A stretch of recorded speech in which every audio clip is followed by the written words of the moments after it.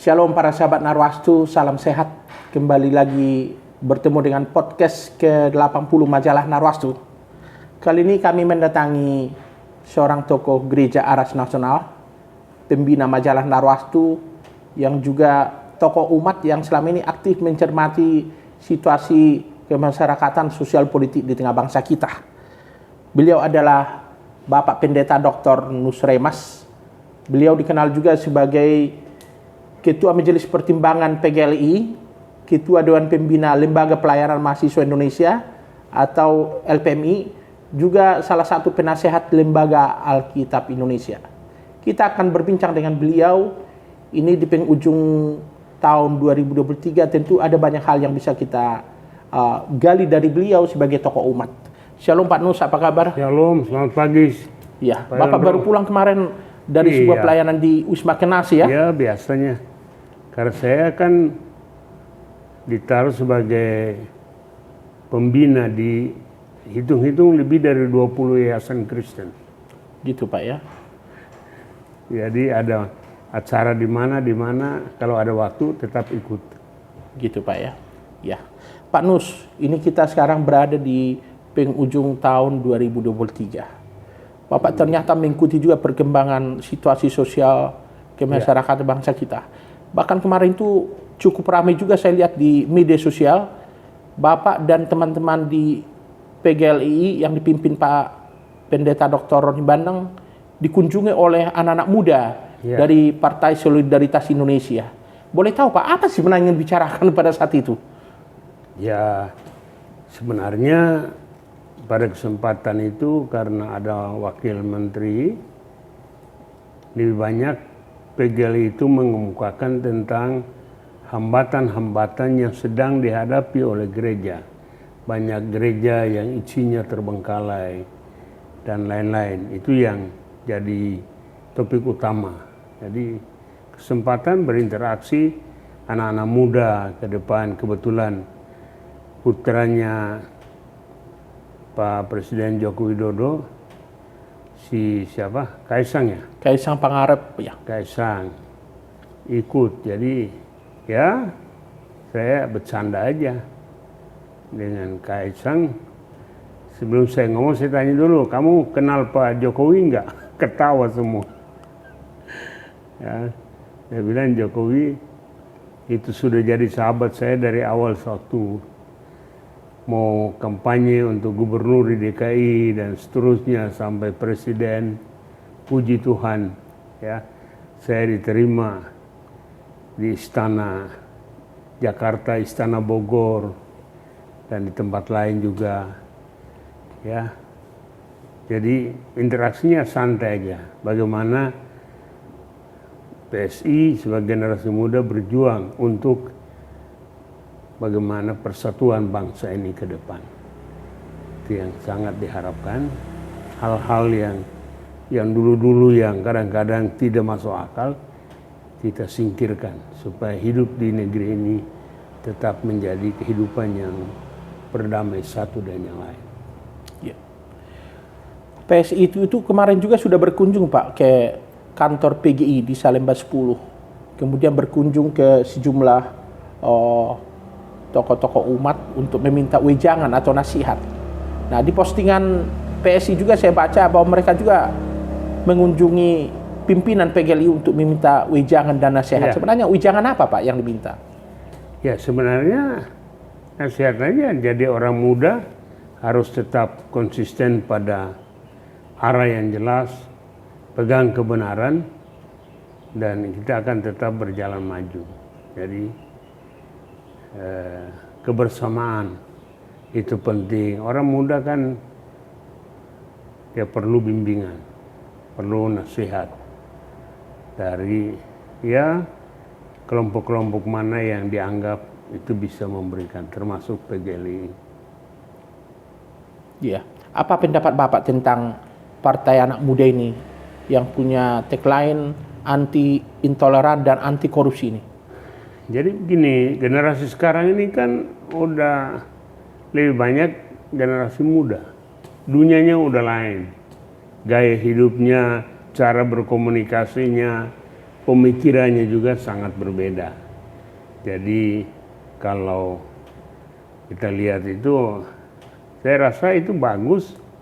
Kelompok anak-anak muda, anak-anak Tuhan banyak yang bisa berperan, bisa memberi warna bagi bangsa dan negara kita ke depan. Ya, terkait dengan tahun politik 2023 dan 2024. Sekarang juga sudah ada 3 pasangan calon presiden dan calon wakil presiden. Bagaimana Pak Nus selama ini mencermatinya? Ya, kalau saya sih 3-3-nya oke-oke aja, ya. Kembali lagi, siapapun yang jadi presiden dan wakil presiden harus konsisten dan komitmen pada kepentingan bangsa dan negara. Jangan kepentingan siapapun, itu yang penting. Dan di dalam perjalanan perkembangan ke depan itu masing-masing punya success story. Baik Anies Baswedan, Ganjar maupun Prabowo dan wakil masing-masing punya success story. Jadi masyarakat bisa melihat ini si A akan kemana, si B akan kemana, si C akan kemana. Jadi kalau saya banyak berdoa, Tuhan berikan bagi bangsa ini pemimpin yang tepat, yang membangun, melanjutkan kepemimpinan Presiden Joko Widodo yang sudah nampak bagus dalam 2 periode ini. Itu yang penting. Karena untuk meneruskan apa yang sudah ada itu tidak gampang. Diperlukan orang yang sehati, sepikir, yang sudah memahami makna yang sudah kita capai dalam 10 tahun terakhir ini, yang bisa meneruskan. Jadi tidak lagi pada soal kawan lawan, itu tidak lagi tepat. Siapa yang bisa dipakai oleh Tuhan untuk membangun bangsa ini. Dari pemilu ke pemilu, Pak Nus Remas kan sering berinteraksi, bertemu dengan para capres dari berbagai partai. Untuk tahun ini atau awal Januari, Pak, seandainya bertemu dengan para capres ini, dan saya yakin Bapak juga akan didatangi mereka, apa yang akan Bapak sampaikan? Ya, kalau saya ada kesempatan untuk bertemu, tetap konsisten arahkan mereka untuk melihat kepada Tuhan, apa yang Tuhan kehendaki. Kalau Tuhan tetapkan untuk jadi pemimpin bangsa ini, harus fokus apa yang Tuhan kehendaki untuk dilakukan sebagai pemimpin. Jadi dunia ini udah terbuka, Mas Yonro ya. Jadi politik itu nggak bisa lagi ini bikin di kantong sendiri atau apa, itu nggak ada. Karena media sosial itu sudah sangat berperan. Sehingga keterbukaan dan kejujuran itu sangat-sangat penting bagi siapapun pemimpin. Karena kalau bergerak jalan lurus saja media kejar, apalagi jalan bengkok-bengkok, itu lebih dihajar media. Media sebagai suatu alat yang penting, kontrol bagi bangsa dan negara kita. Iya. Terkait dengan tahun politik ini, Pak, kita kan mau menjelang Natal 2023 dan tahun baru 2024. Ini momen-momen Natal pun benar-benar dimanfaatkan para politisi untuk mencari dukungan umat. Apa yang Bapak lihat di sini? Ya, kalau orang, pokoknya saya dari sejak awal udah melayani 51 tahun ini, kalau orang motivasinya salah, akan salah semua. Ya, itu tidak benar. Jadi jangan sampai memanfaatkan momen Natal ini untuk kepentingan-kepentingan yang tidak bertanggung jawab. Siapapun itu. Bahwa tahun politik, tapi kita tetap fokus pada Tuhan. Apalagi Natal, Tuhan Yesus datang ke dunia untuk memperdamaikan manusia dengan Allah. Jadi tujuan utamanya damai. bukan kepentingan A, kepentingan B. Nah, jangan sampai kader-kader Kristiani salah memanfaatkan untuk kepentingan. Saya yakin Tuhan tidak berkenan. Jadi apa pendapat Bapak atau harapannya kepada para pimpin umat atau para pendeta? Ya, dia harus bergantung pada Tuhan, serahkan hidup pada Tuhan. Kalau Tuhan mau pakai, Tuhan akan berikan jalan keluar, berikan kemampuan untuk itu. Jadi jangan sampai orang politik ini juga jangan sampai negatif dipakai sebagai sarana yang macam-macam, tapi harus polos. Ini apa yang kita buat. Saya tiap kali kan Panggil ya, lalu saya bilang mau bikin apa, lihat dulu ke atas, apakah Tuhan tersenyum, Tuhan setuju, Tuhan oke, mainkan. Kalau enggak jangan, kalau enggak sia-sia semuanya. Jadi harus melihat kepada Tuhan, karena Tuhan mengontrol segala sesuatu. Mau tahun politik, tahun ekonomi, tahun apa saja, Tuhan mengontrol. Begitu ya. Ya. Ada yang mau Bapak sampaikan kepada para caleg-caleg Kristen terkait dengan tahun politik ini, Pak? Ya, pada rekan-rekan caleg-caleg, Anda harus melihat bahwa menjadi seorang caleg itu adalah panggilan. Dan panggilan itu tidak mudah. Panggilan membuat Anda harus tetap fokus pada Tuhan dan pada manusia. Apa yang kita buat harus menyenangkan hati Tuhan dan menjadi berkat bagi manusia. Kalau Anda tidak siap untuk itu, jangan coba-coba.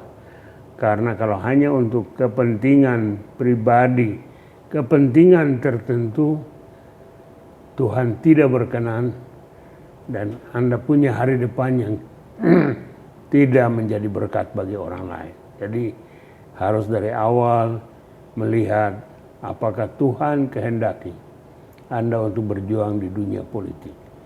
Kalau sudah melangkah, tetap berdiri teguh di dalam Tuhan. Itu aja pesan saya untuk rekan-rekan.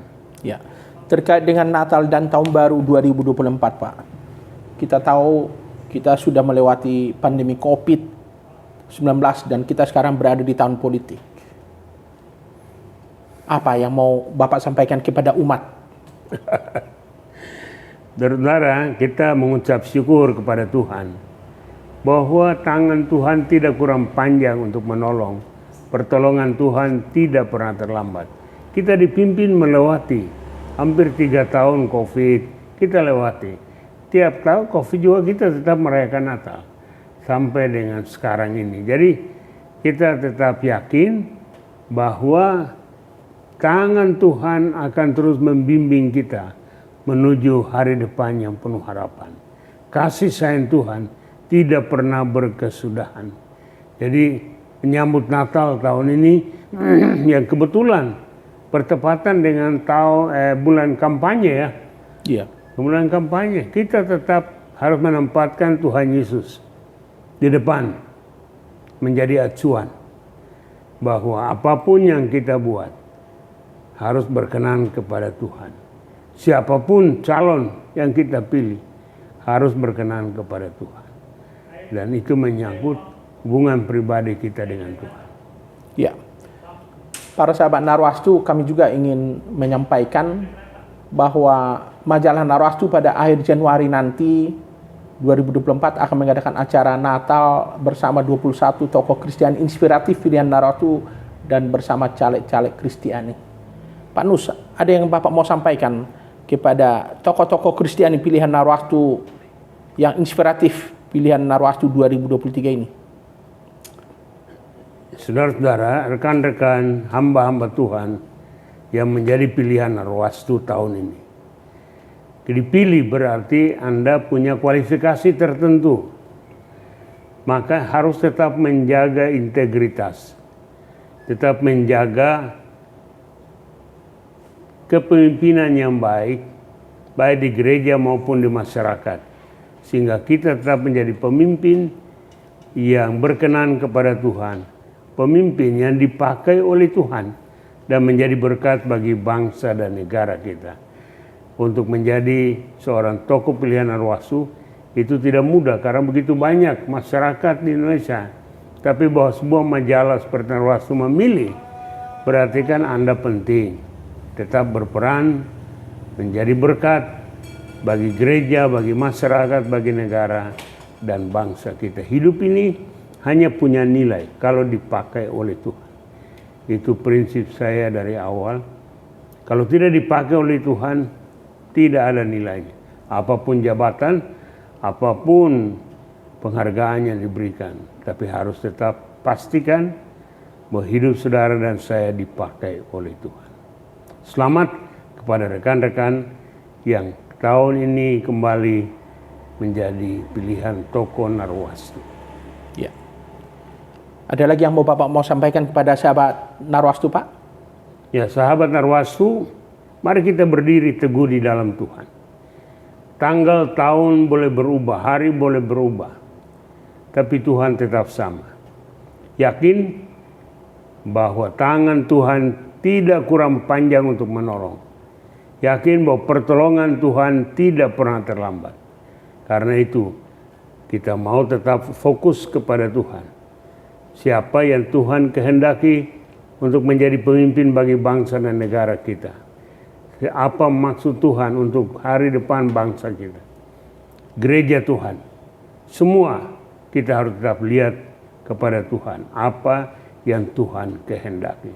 Karena kalau itu adalah kehendak Tuhan. Ingat doa Bapa kami, kehendakmu jadilah. Ya, Bapa di sorga, kehendakmu yang jadi. Bukan kehendak manusia, kehendak si A, kehendak si B. Tapi kehendak Tuhan. Kiranya Tuhan memberkati saudara sekalian, mengakhiri tahun 2023 dan memasuki tahun 2024 dengan berbagai tantangan dan pergumulan. Apapun, kita tetap maju, never ever give up. Amin. Ya. Para sahabat Narwastu, itulah perbincangan kami dengan tokoh senior kita, Bapak Pendeta Dr. Nus Remas. Terima kasih Pak Nus atas perbincangan kita pada pagi hari ini. Akhirnya kami undur diri para sahabat Narwastu, tetap jaga kesehatan dan kita di akhir tahun 2023 ini kiranya selalu sehat, dilindungi Tuhan, melimpah sukacita, dan kami undur diri. Shalom, salam kasih Narwastu, dan Tuhan memberkati Indonesia. Tuhan berkati.